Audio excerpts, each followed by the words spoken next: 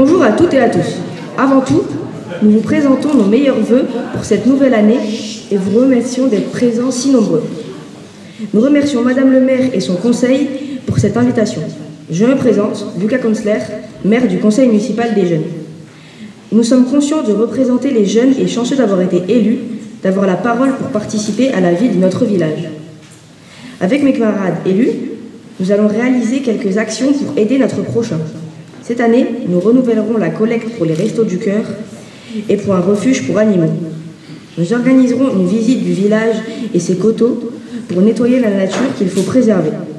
À l'occasion des fêtes de Pâques, nous prévoyons d'organiser une chasse aux œufs pour les enfants du village. Enfin, nous envisageons une manifestation locale pour participer à notre façon aux Jeux Olympiques 2024. Nous vous remercions de nous avoir écoutés, nous vous en sommes reconnaissants et laissons la parole à Madame Tolu, adjointe.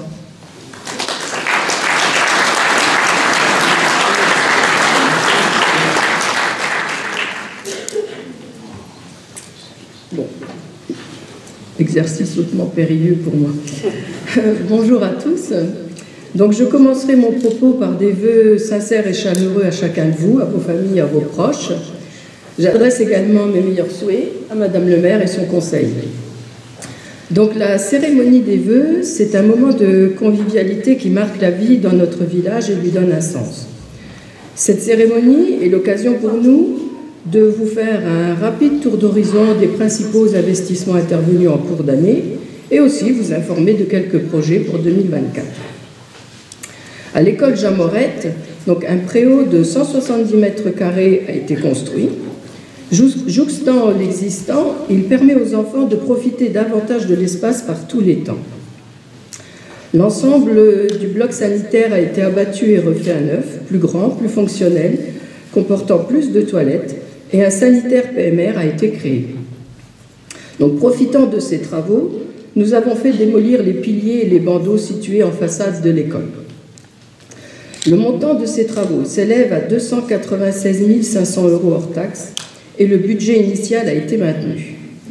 Donc pour cela, nous avons obtenu une subvention du département au titre d'Ambition Moselle à hauteur de 75 000 € et le dossier DETR, qui est une dotation d'équipement, est déposé depuis 2023 et a été renouvelé pour l'année 2024.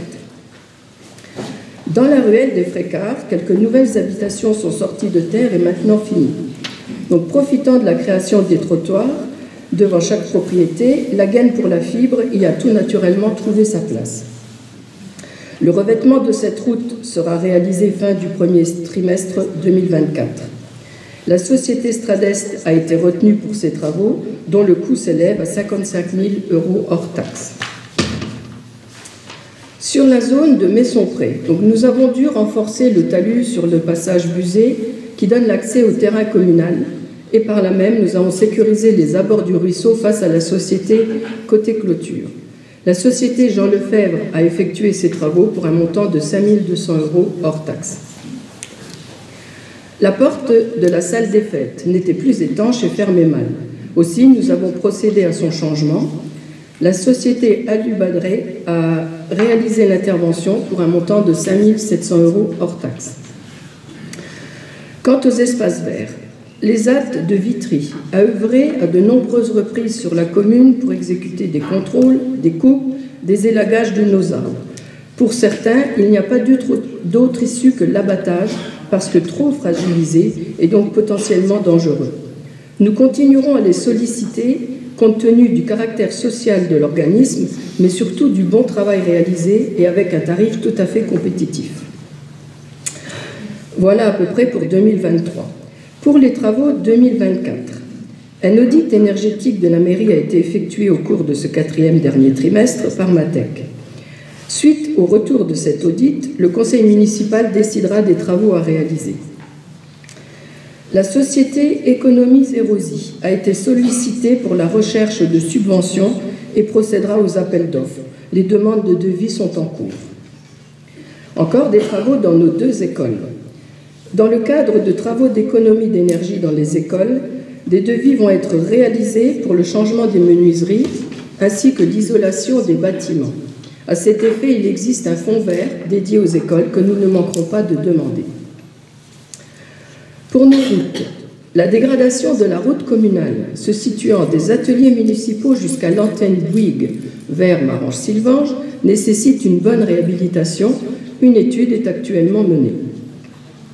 Un peu plus ludique, au parc de Bonnefontaine, le projet de création d'un pump truck avait été annoncé, ainsi qu'une aire mixte foot-basket à l'emplacement du skatepark supprimé en raison de risques d'accidents et de vétusté.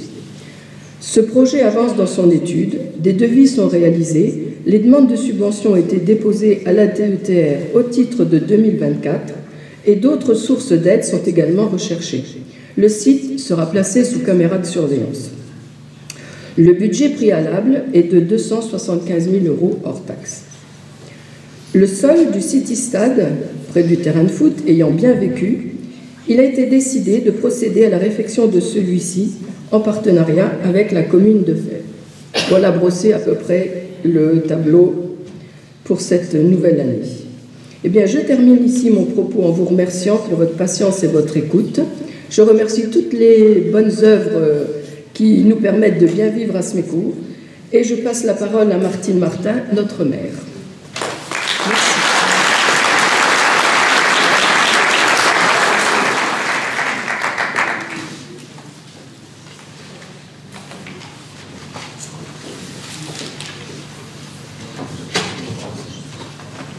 Bien, chers habitants, je vous souhaite à toutes et à tous la bienvenue à notre traditionnelle cérémonie des vœux à laquelle vous êtes nombreux à y participer. Cette marque d'intérêt pour la vie de la commune est un signe d'encouragement pour le conseil municipal et moi-même. Je souhaite la bienvenue aux nouveaux habitants. Merci au conseil municipal des jeunes pour leur participation à cette cérémonie et leur présentation des vœux. Je voudrais également remercier Marie Tolu, adjointe à la communication, pour les vœux formulés au nom du conseil municipal et qui se fait le porte-parole de Mme Lijon Anne-Marie, adjointe aux travaux, qui devait présenter son discours et ne peut être présente parmi nous pour des raisons médicales. D'autres élus sont également absents pour raisons professionnelles et familiales. Je vous prie de les excuser. Mesdames et messieurs les adjoints et conseillers municipaux, mesdames et messieurs les présidents d'associations, mesdames les enseignantes ainsi que les ATSEM, madame la directrice du périscolaire, mesdames et messieurs les employés des services administratifs et techniques, monsieur Eugène Weiss, notre maire honoraire, monsieur le député Belkir Belada, monsieur Julien Fréburger, maire de Mézières-les-Messes, président de Rive-de-Moselle et premier vice-président du conseil départemental, monsieur Yves Muller veut être là, il est excusé, mais il est représenté par des élus de Marange. Monsieur Patrick Abad, maire de Talange, accompagné d'élus également. Monsieur Patriani, maire de Fèvres, je ne sais pas s'il est là, je ne l'ai pas vu. Messieurs les agents de la police municipale de Boitis, messieurs les forces de l'ordre de la gendarmerie de Mézières-les-Messes, peut-être ai-je oublié des personnes, veuillez m'en excuser. Le contexte mondial de l'année 2023, avec les conflits qui touchent différentes parties du monde, le terrorisme, l'obscurantisme, les violences envers les femmes et les plus démunis nous apportent de nombreuses sources d'affliction. Les conséquences sont parfois directes et je voudrais exprimer toute ma compassion au nom de tout le conseil municipal envers toutes les familles touchées de près ou de loin par ces fléaux. Notre quotidien en est lui-même affecté puisque l'inflation de la crise énergétique nous touche tous, aussi bien les familles, les entreprises que les collectivités. Face à toutes ces difficultés, la réponse que nous pouvons donner collectivement et individuellement est la solidarité.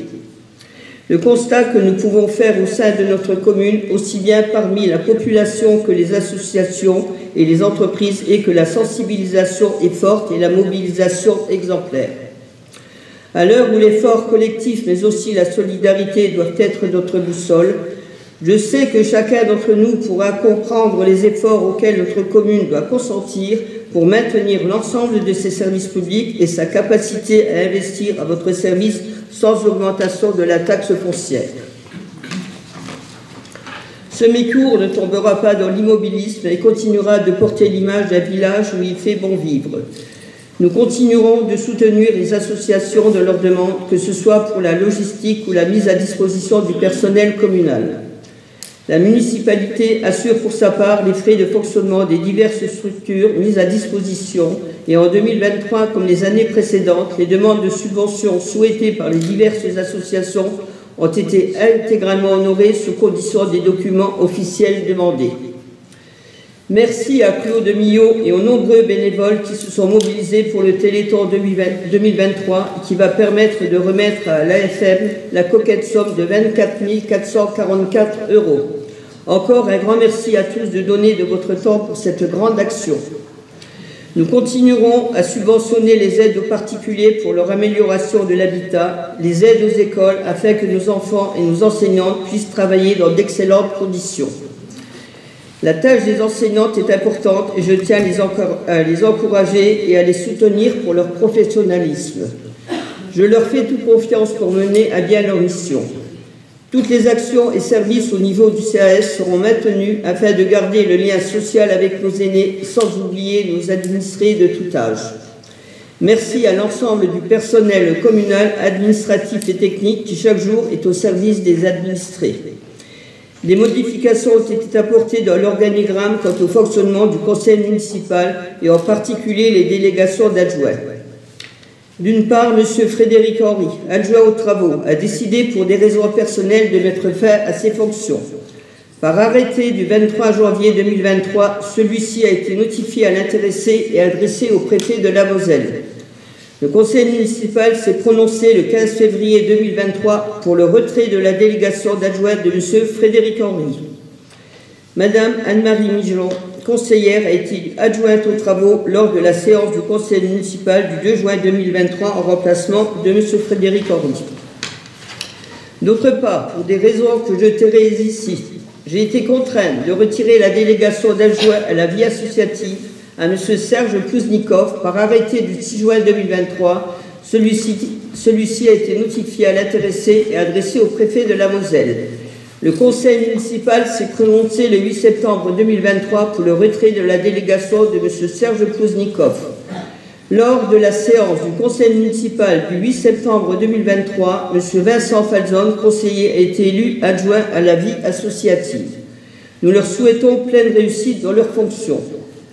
Je voudrais vous soumettre une information concernant la pose d'une antenne suite à la demande de SFR à proximité du City Stade.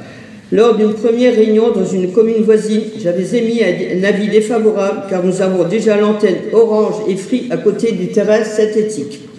Ce mécours serait la commune la plus impactée des coteaux et donc il nous a semblé judicieux de procéder à un sondage envers la population. Après le retour, il s'avère que le sondage est défavorable à la pose d'une nouvelle antenne. Ce point sera soumis lors d'un conseil municipal. Vous me verrez aussi fort étonné d'apprendre que SFR verserait annuellement aux communes 1 500 € et que ces dites communes reverseraient l'argent récolté au club de foot AS Les Coteaux. Les fausses rumeurs continuent. Je voudrais également revenir sur les quelques nids de poules sur notre route communale partant des ateliers municipaux à l'antenne Buick en direction de Marange. Pour vous rassurer, une étude va être faite pour la réfection de cette voirie. Par contre, ne pas confondre la voirie qui démarre à partir de l'antenne Buick qui passe sur l'autoroute A4 et mène à Marange et qui est fort endommagée. Quelques usagers pensent encore être à ce méco, mais malheureusement, ce n'est plus notre banque communale. Un courrier par mail a été adressé le 8 janvier dernier au département ainsi qu'à la mairie de Marange. Il en est de même pour la zone commerciale. La réparation de la chaussée avec ses nids de poules incombe à Innochamp. La voie romaine où l'on retrouve également de nombreux nids de poules n'incombe pas à la commune de Semécourt. Permettez-moi d'avoir une pensée émue pour nos citoyens qui nous ont quittés au cours de l'année 2023 et qui sont toujours présents aux vœux. Chères habitantes, chers habitants, je vous remercie pour la confiance que vous nous accordez. Pierre Corneille a écrit « Dans le bonheur d'autrui, je cherche le bonheur. Sachez que mon bonheur puise dans le bonheur que vous avez à vivre dans notre commune. » Au nom de toute l'équipe municipale, je vous souhaite une très belle année 2024. Nous espérons qu'elle vous apportera la santé, la joie et des découvertes enrichissantes. Merci pour votre écoute. Prenez soin de vous et à présent, nous vous invitons à partager le verre de l'amitié.